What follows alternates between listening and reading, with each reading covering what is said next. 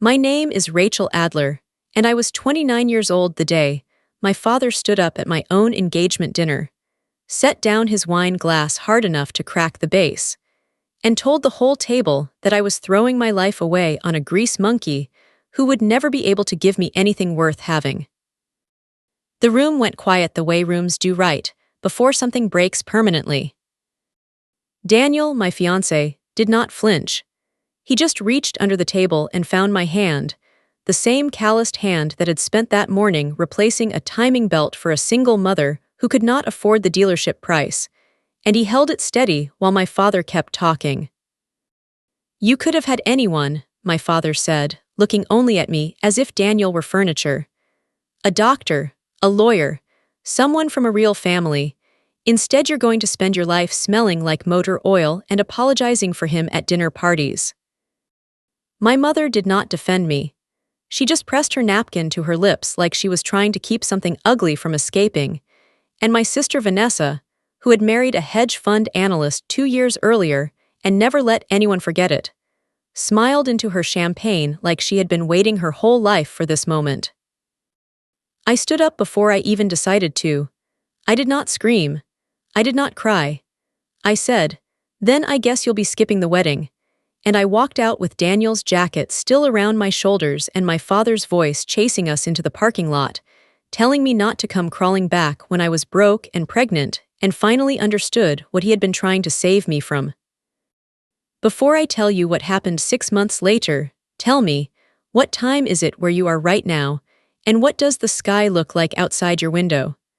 I always wonder how far these stories travel, and I like picturing exactly where you are while you listen.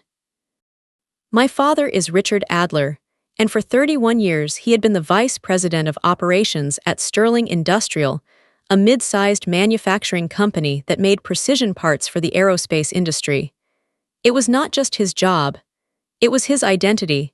He wore the company polo to barbecues. He kept a Sterling Industrial mug on his desk at home.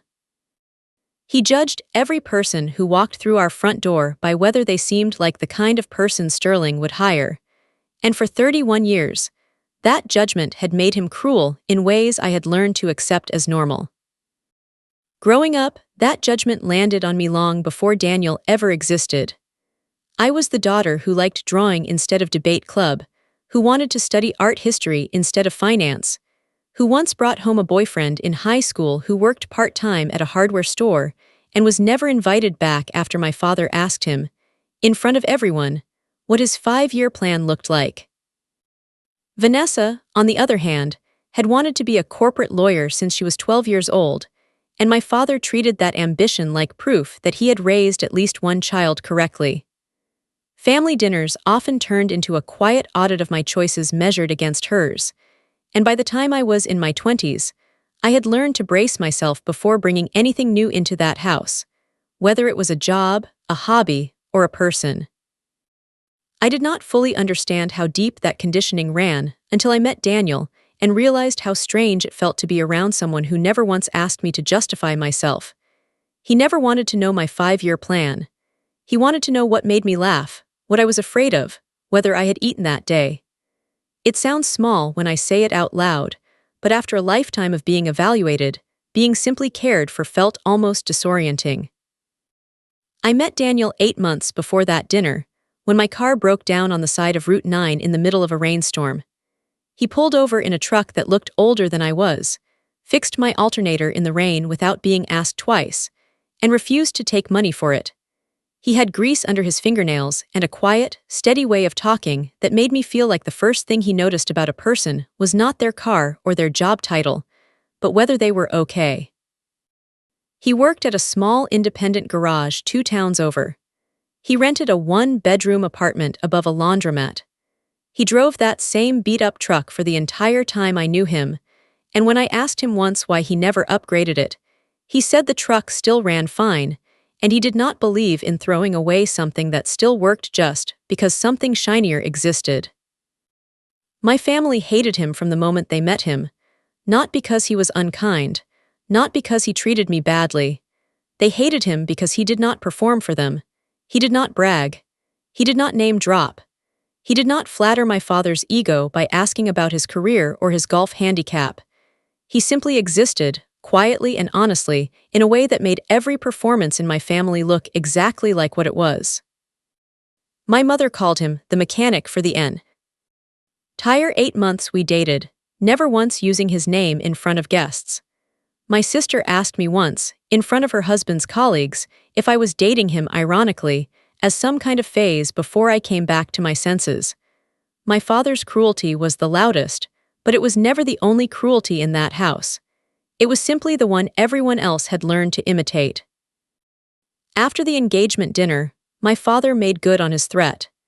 He called the bank the next morning and removed me from the family trust that had been set up when I was a teenager, the same trust that had quietly paid for half my rent for years, without me even fully realizing how dependent I had become on it. He removed me from the family health insurance. He told relatives at a cousin's baptism that I had chosen a lifestyle over a family, which was his way of making my choice sound selfish, instead of simply different from his. Daniel never once asked me to fix things with my family. He never once made me feel like I had to choose faster or explain myself more. When I cried in his kitchen the week after the dinner, he made me tea, sat across from me and said, "You don't owe anyone your whole life just because they gave you half of it." I did not fully understand what he meant until months later, but I never forgot the sentence. We got married in a small backyard ceremony with 40 guests, none of whom were my parents or my sister. Daniel's mother cried through the entire thing, holding my hand at one point and telling me she had never seen her son look at anyone the way he looked at me. It was the first time in years that a wedding-related conversation had made me feel warm instead of judged. I remember standing under a string of borrowed lights that evening, watching Daniel laugh with his cousins near the food table, and feeling a strange mixture of grief and relief settle into my chest at the same time. Grief, because some small stubborn part of me had still hoped my father would show up at the last minute, that some version of him existed who could put pride aside for one night. Relief, because when he did not come, nothing about the wedding felt broken. The absence of his approval, which had shaped so much of my life up to that point, simply was not there to shape this moment. Daniel's uncle gave a toast that night that had nothing to do with money or careers. He talked about watching Daniel choose the harder path his entire adult life, about how proud the family was that he had built a version of himself no title could take credit for. I cried through most of it, not out of sadness, but because I had never once heard my own father speak about anyone, including me, in language that generous. Comment below if you have ever had to choose between the family that raised you and the peace you finally found as an adult. I want to know how many of you understand this feeling before I tell you what happened next. 4 months into our marriage, the story took a turn that none of us saw coming, least of all my father. Sterling Industrial had been quietly struggling for 2 years. A larger aerospace supplier had been buying up smaller precision manufacturers across the region, absorbing their contracts and consolidating operations. My father had mentioned the acquisition rumors at family dinners with the kind of dismissive confidence he used for anything he did not want to take seriously. "They'll never touch us," he said once. "Sterling has relationships those corporate vultures could never replicate." He was wrong. The acquisition closed in early spring. A private holding company called Ashcombe Partners purchased Sterling Industrial outright, along with 3 other manufacturing firms in the region. The employees were told there would be a transition period, followed by a full evaluation of leadership, roles, and redundancies.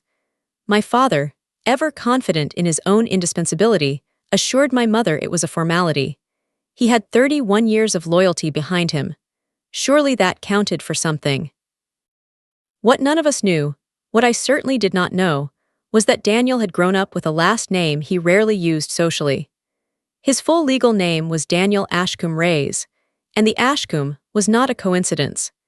His maternal grandfather had built Ashcombe Partners from a single machine shop in the 1960s into a multi-generational holding company that quietly owned pieces of dozens of manufacturing businesses across 3 states. Daniel's mother, the the same woman who had cried at our wedding, was the current chair of the family trust. Daniel had spent his 20s doing something his own family thought was borderline insane. Instead of taking an executive seat handed to him at birth, he insisted on working the floor first. He wanted to understand what it actually meant to run a machine, to smell coolant fluid at 6 in the morning, to know what it felt like when a supervisor treated you like a number instead of a person. He worked at independent tea garages and small shops under a slightly shortened version of his name, learning the industry from the bottom, in a way almost no one in his family circle had ever bothered to do. He had planned to step into a more visible role eventually. He simply had not expected to fall in love with a woman whose father worked at one of the very companies his family was about to acquire. He did not tell me any of this before the wedding because, as he explained to me later with a kind of quiet guilt in his voice, he was terrified that if I knew, I would only be seeing the money, the same way my own family only ever seemed to measure people by what they had instead of who they were. He wanted, just once in his life, to be loved by someone who had no idea what he was worth on paper. I found out the truth on a Tuesday evening, when Daniel came home from what I thought was another day at the garage, sat down at our small kitchen table, and told me that Ashcombe Partners had asked him to personally oversee the leadership transition at Sterling Industrial, because he was, in fact, one of the 3 family members with controlling votes on the board. I did not scream. I did not even feel angry, not at first. I mostly felt the strange, dizzy sensation of watching 2 completely different versions of my own life fold into each other. I asked him one question. Does this mean my father is about to lose his job to my husband? Daniel did not smile. He looked almost sick about it.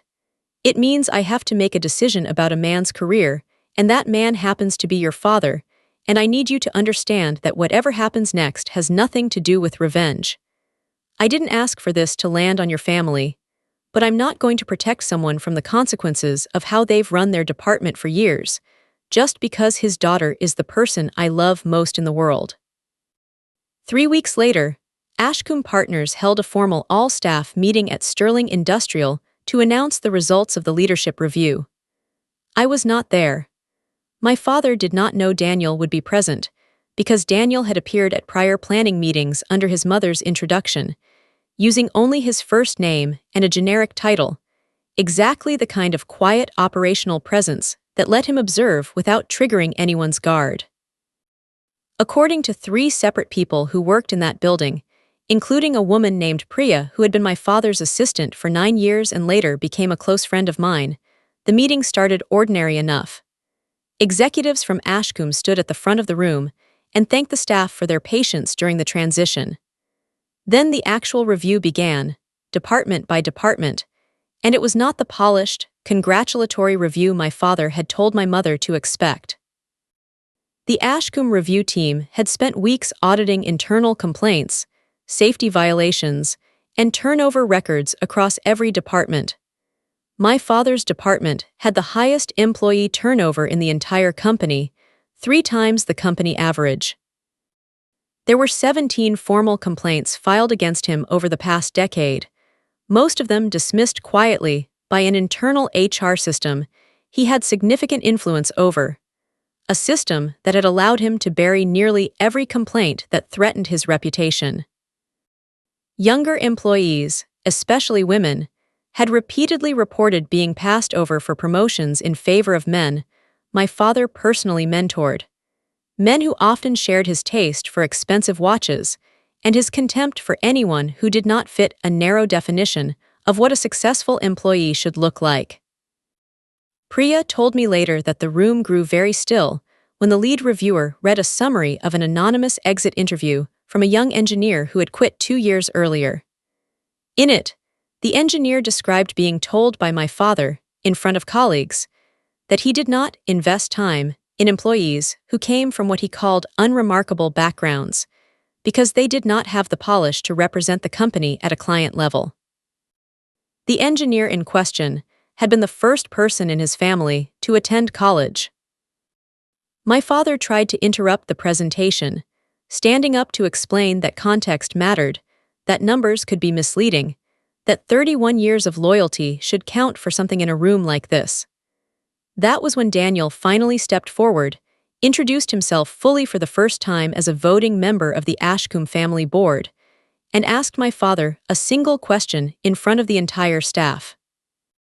"Mr. Adler, do you remember meeting me 8 months ago at your daughter's engagement dinner?" According to Priya, my father's face went the color of old paper. Daniel did not gloat. He did not raise his voice. He simply said that he had spent that evening being told, at length, that he would never amount to anything because he worked with his hands, and that he found it interesting that the same man who dismissed an entire category of people as beneath his daughter had spent 31 years running a department where employees from those same backgrounds were quietly pushed out or held back. He said the numbers in front of the room were not personal. They were simply the numbers. But he wanted everyone in that room to understand that the pattern behind those numbers had a name and a face he happened to know very well. Priya told me that one of the older engineers in the room, a man named Frank who had worked under my father for almost 2 decades, stood up after Daniel finished speaking and said something none of them expected. He said he had wanted to file a complaint about being passed over for a promotion 11 years earlier, but a colleague had warned him that anyone who complained about Richard Adler tended to find their hours quietly cut the following month. He said he had stayed silent because he had 2 kids in college and could not risk it. When he finished talking, 3 other employees raised their hands to say some version of the same thing. Priya said the room did not feel angry in that moment. It felt like something heavy had finally been allowed to leave people's chests after years of sitting there unspoken. My father was placed on immediate administrative leave that afternoon, pending a full independent investigation into the complaint history in his department. He was escorted out of a building he had worked in for 31 years by a security guard who had once brought him coffee every morning out of habit rather than obligation. He called me that night. I let it go to voicemail, the same way I had let dozens of his calls go to voicemail since the engagement dinner. His message was not an apology. It was almost the opposite. He accused me of orchestrating the entire thing, of marrying Daniel specifically to destroy him, of using my own husband as a weapon against the family that raised me. He said I had always been jealous of the life he built, and this was my way of taking it from him. I sat with that message for a long time before I understood something important. My father was not upset that people had been hurt under his leadership for years. He was upset that, for the first time in his life, someone with more power than him had actually looked closely enough to notice. The investigation took 6 weeks. It confirmed a pattern of favoritism, a culture of retaliation against employees who filed complaints, and at least 2 instances where my father had personally pressured HR staff to soften official records related to harassment complaints filed by female employees. He was formally terminated, not laid off, not offered a graceful early retirement package. Terminated, with the reasons documented clearly enough that any future employer conducting a serious background check would eventually find them. My mother called me after the termination, not to check on me, but to ask if Daniel could make a call to help my father find another executive position somewhere quietly, before the news spread through their social circle. I told her I would ask him, mostly because I wanted to see what he would say, not because I believed he owed my father anything. Daniel's answer was simple, and I think, the most honest thing anyone in this entire story had said. I'm not going to help hide the reasons someone lost their job, just because those reasons are inconvenient for his reputation. If your father wants a second chance somewhere, he can earn it the way everyone he dismissed for years had to earn theirs, without a favor from someone with money.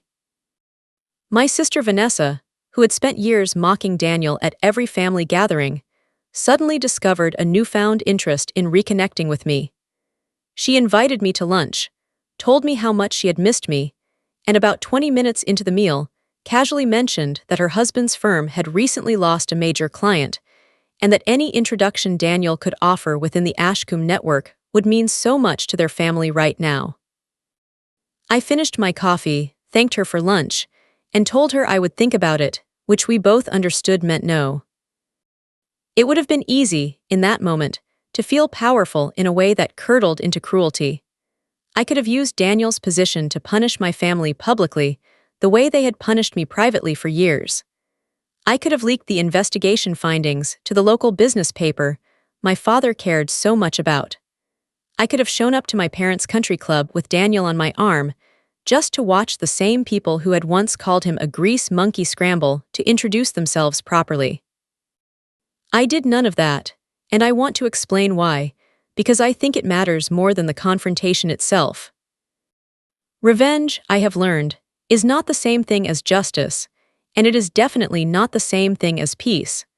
My father lost his job because of choices he made over 31 years, choices that hurt real Piop. Lahu never had the platform to be believed. That was not something I orchestrated. It was simply the truth catching up to a man who had spent his whole life outrunning it. My job was never to punish him further. My job was to decide whether I was going to keep bending my life around his approval, or whether I was finally going to let him face the consequences of his own choices without me standing between him and them. 6 months after his termination, my father sent me a letter, an actual handwritten letter, which surprised me because I do not think I had ever seen his handwriting before that day. In it, he did not fully apologize, not the way I might have wanted. He wrote that losing the company had been the first time in his adult life that no title had been there to soften how people looked at him, and that the silence afterward had forced him to sit with some things he had spent decades avoiding. He wrote that he did not expect me to forgive him, but that he wanted me to know he finally understood, in a way he never had before, what it might have felt like to be one of his employees, dismissed for not fitting the picture of who mattered. There was a period, somewhere between his termination and that letter, when I genuinely did not know whether I wanted any relationship with him at all. Daniel never pushed me one way or the other. He told me once that healing did not require a single correct ending, that some people rebuild bridges slowly, and some people leave them exactly as burned as they found them, and both choices could be the right one depending on who was making it. I appreciated that he never tried to be the one deciding my father's fate in my heart, even though he had quite literally decided it in the boardroom. I read that letter 3 times. Then I wrote back 4 sentences. I told him I appreciated the honesty. I told him I was not ready to rebuild a relationship built on the idea that I owed him access to my life simply because he was my father. I told him that respect had to be earned again from the ground up, the same way Daniel had once earned his own family's respect, on the floor, in the work, over time. I told him that if he wanted a different relationship with me someday, it would have to start with how he treated the people who had no power over him, not how he treated me now that I did. My mother has not fully processed any of it. She still calls occasionally to ask when I am coming to family dinner, as if the last 2 years simply have not happened, as if my father's termination and the 17 buried complaints were an inconvenient rumor rather than a documented reality. During one of those calls, she told me that families are supposed to forgive each other no matter what, and that holding onto the past was going to make me a bitter old woman one day. I asked her a simple question in return. I asked her how many times, growing up, she had watched my father humiliate someone at a dinner table and said nothing because it was easier to keep the peace than to defend the person being hurt. She did not answer that question, and her silence answered it for her. I have stopped trying to make her understand.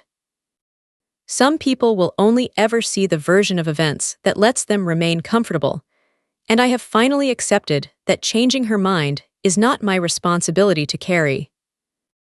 Daniel eventually stepped into a more permanent leadership role at Sterling Industrial, though he insisted on keeping his office on the same floor as the production line instead of moving upstairs with the other executives. Priya was promoted within the first year of the new leadership, something she told me she never would have received under my father's department.